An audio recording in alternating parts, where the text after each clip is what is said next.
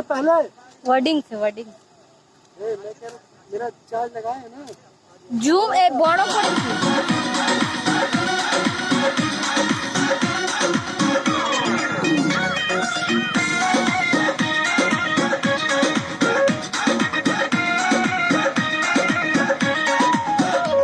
खुले आम बोला तोहरा से कैसे मिलने आई। अब हम महल में घूमल तो मुश्किल बाई।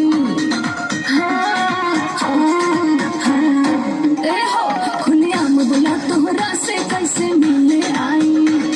अब हम महल में घूमल तो मुश्किल बाई। हाथ के हमारा